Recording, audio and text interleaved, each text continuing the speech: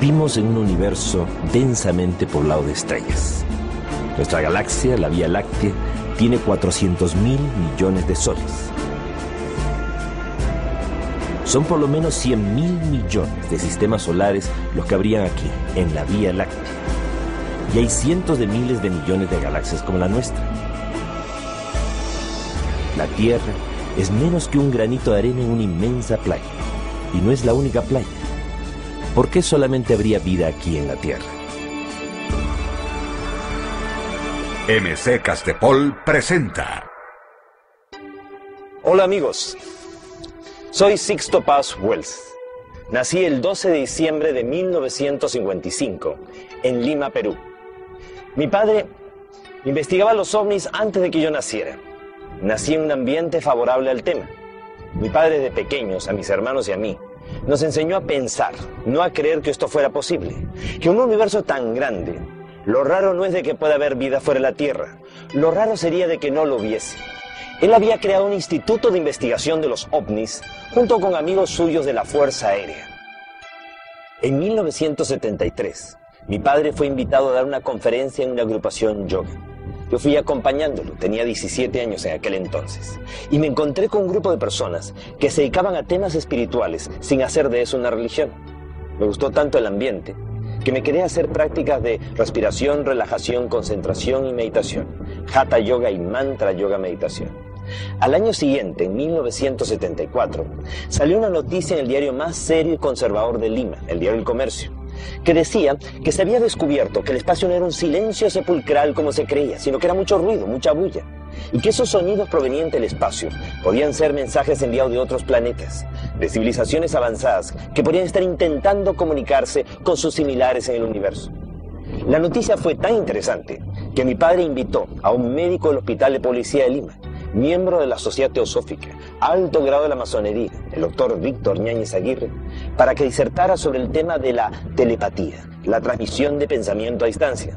Planteaba este médico que de existir seres en otros planetas, podrían no solamente estar llegando a la Tierra con sus naves espaciales, sino que mentalmente, de forma telepática, o astralmente hasta en sueños, podrían estar intentando comunicarse con la humanidad. La noticia fue tan interesante, que de regreso a la casa, le conté a mi madre y a mi hermana de lo que se había hablado, e intentamos, como jugando, recibir un mensaje. Mi madre, mi hermana y yo nos sentamos en torno a una mesa, pusimos unas hojas de papel y un lápiz, y acordamos que al primero que le viniera a la mente una idea que considerara que no fuera suya, la iba a anotar en el papel, y después íbamos a ir concatenando las ideas, buscando un probable mensaje. Hicimos prácticas de meditación, y de pronto, al cabo de unos 15 minutos de una meditación muy profunda, vino en mí un deseo irrefrenable de escribir. Una ansiedad tal que me llevó a abrir los ojos, estaba totalmente consciente, no estaba en estado de trance alguno. Y de pronto comencé a escribir a gran velocidad. Sentía en mi mente como que me hablaban al oído, como que me decían, sala de hogar buena para hacer la comunicación. Me llamo Oxal, soy de Morlen, ustedes le llaman Ganímedes, una de las lunas de Júpiter. Podemos tener contacto con ustedes, pronto nos verán. Naturalmente yo no creí que esto fuera real, pensé que era producto de mi imaginación. Sin embargo, mi madre y mi hermana me dijeron que habían recibido lo mismo, solo que no lo habían escrito. Yo lo había redactado simultáneamente en la medida en que lo iba recibiendo mentalmente. Era una psicografía, el fenómeno de escritura automática. Al día siguiente, con un grupo de amigos, repetimos el experimento y pedimos una prueba. Fuimos el 7 de febrero de 1974 al desierto de Chilca, al sur de Lima, donde el mensaje supuestamente nos estaba citando. Estuvimos allí desde el día anterior. No fuera a ser de que viéramos un meteorito, un satélite, un avión y nos confundiéramos y pensáramos que era el avistamiento anunciado. De pronto, se produjo un extraño resplandor. Detrás de los cerros se iluminó la noche como si fuera de día.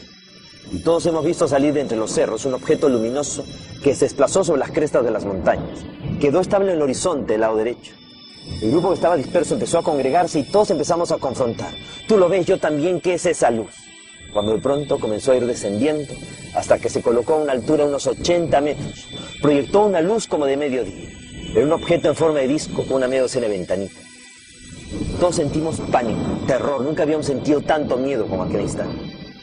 Y todos captamos en nuestra mente como que nos decían que no bajaba en ese momento, porque nosotros no podíamos contener nuestras emociones, de que habría un tiempo y un lugar. Meses más tarde la nave aterrizó en el desierto y lo vimos físicamente. seres de aspecto antropomorfo, humanoides, similares a nosotros. La comunicación inicialmente fue de tipo telepático. Si todo hubiese quedado allí, no hubiera tenido la menor trascendencia. Lo interesante es que un periodista español, Juan José Benítez, mundialmente conocido en la actualidad por la serie de los libros del caballo de Troya, cuando solamente era un corresponsal más de la agencia EFE, fue enviado al Perú a cubrir la insólita noticia de este grupo de adolescentes que afirmábamos tener contacto con extraterrestres.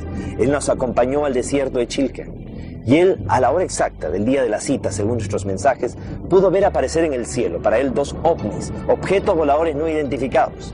Para nosotros eran BETs, vehículos extraterrestres dirigidos, demostrándoles que esto es una realidad y que sí es posible establecer un contacto, una comunicación con estos seres. De regreso a España, escribió su primer libro, OVNIS SOS a la Humanidad, de Editorial Plaza y Janés. Y eso hizo de que la experiencia de su contacto fuera conocida a nivel mundial. Con los años, el contacto fue cada vez más fluido y permitió recibir de estos seres la información que vamos a compartir con ustedes.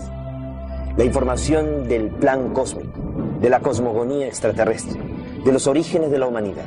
Una historia que demostraría de que el ser humano es el resultado de más de un experimento genético extraterrestre. Que a lo largo de nuestra historia, aquí ha habido más de una hibridación y mestizaje. Naufragios estelares, colonizaje y hasta deportación de extraterrestres a nuestro mundo. Y que si no tomamos en cuenta el eslabón extraterrestre, la historia de la humanidad no tiene ni pies ni cabeza.